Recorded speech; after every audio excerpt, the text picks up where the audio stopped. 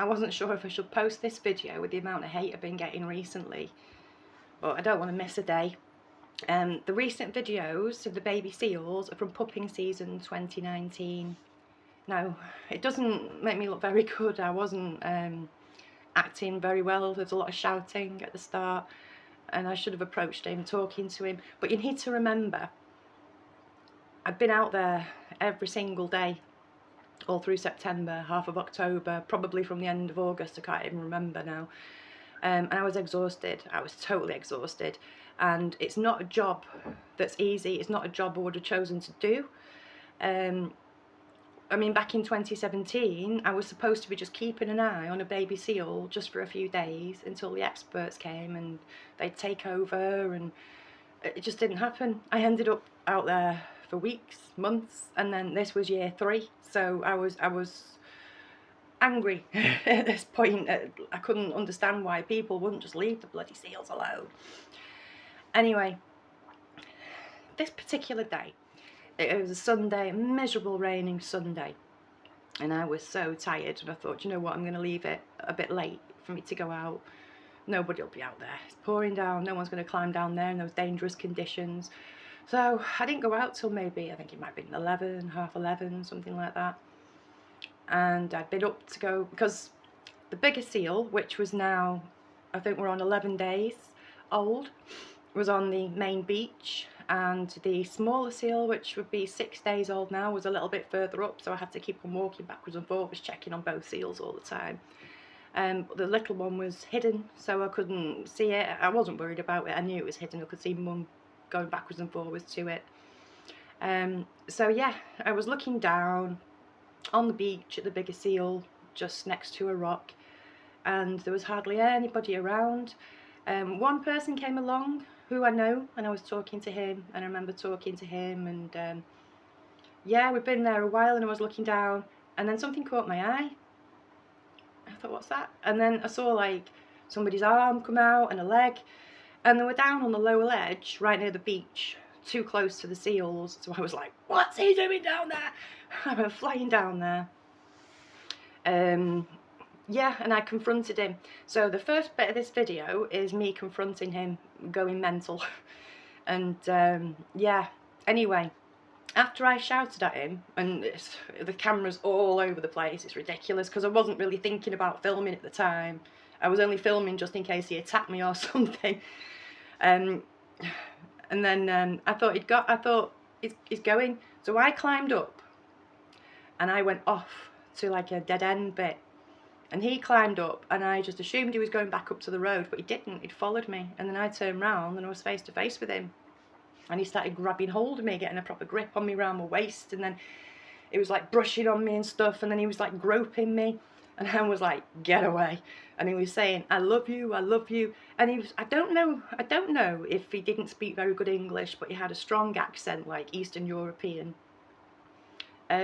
He didn't seem like really aggressive, you know. I don't know if he was drunk or what, but he was acting weird. He was acting very weird, and he was scaring me. So I was saying to him, I'm going to punch you, or I'm going to headbutt you if you don't leave me alone. Get away from me. And he wouldn't listen. He just wouldn't listen. And he was saying, I love you. So I just managed to get past him, and I climbed back down to the lower ledge. And I thought, right, he's just going to go. But he didn't. He climbed back down and followed me again. And he's there grabbing hold of me. I love you. And I pushed him away.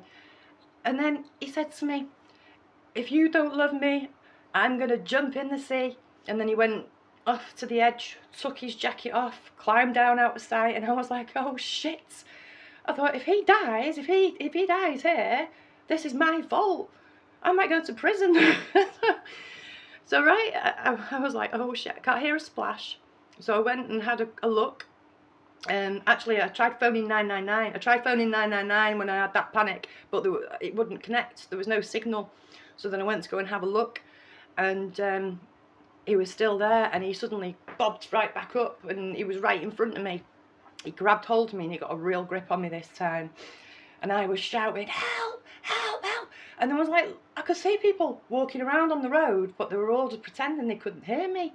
Because I know they could hear me. I know. I'd spent like 3 years stood up there, so I know what you can hear. You can hear somebody shouting help, but anyway, nobody bothered.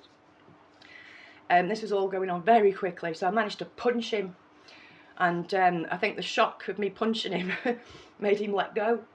And then I managed to grab my phone 999, and it connected. So I was trying to blurt out everything to the police, and it was really difficult to explain where I was and what was going on. And he'd just like gone off round the corner. I could see where he'd gone because there was nowhere else he could really go. So I started climbing back up, and yeah, I'd said to the police about him threatening to throw himself in the sea. So they'd put it down as an attempted suicide. And then it's like, it felt, I don't know how long it took, but it felt like it was seconds. Suddenly police everywhere. And then they closed the road off. There was RNLI, the lifeguards out in the boats and all sorts. They were all looking for him. And I was thinking, right, well, this bloke's in the wrong. He shouldn't have been down there disturbing the seals. And yeah, and he's basically assaulted me, you know. I mean, I know I punched him, but it was to get him off me. I don't know what he was going to do. But apparently I was in the wrong. The police and the lifeguards, well, one police officer did come up to me, and he said, well done, keep up the good work. But then, oh, that light going across me, I've got mirror balls in the window, so there's lights everywhere. But anyway, yeah, one police officer told me good work. But then another police officer and somebody from the RNLI and then somebody else, they're all like having digs, having a go, saying how human lives are important. Humans are more important than seals, and I shouldn't be down there, it's too dangerous, I'm in the wrong, I shouldn't be stopping the public from going there. And then there was one particular police officer, hang on, here's Stanley. There was one particular police officer that had a massive go at me. He just wouldn't stop going on, and he upset me so much. But I was saying to the police, I know where he's hiding, I can just go and get him. But they wouldn't listen. It was like, it's too dangerous to be down there, you're not going back down there, blah blah blah. So it took them, I think it was just over an hour to find him. Okay, Stanley. And then they found him, they took him away. I think they just gave him a lift home or something. And I never got to find out. I never got to find out what happened, why he was there. They didn't. I was just scared for a long time after. I was scared. I thought people were going to jump out from everywhere and start grabbing hold of me. But I managed to carry on. This video, it's just me shouting at him with the camera, waving all over the place, and then some still shots of the police that were there on the day. Because I don't think I hung around for much longer afterwards. I was very upset, but yeah, I was back the next day. So here it is.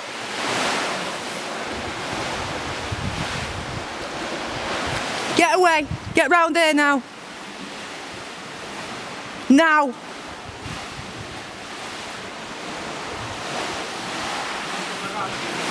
If you don't start moving, I'm going to phone the police.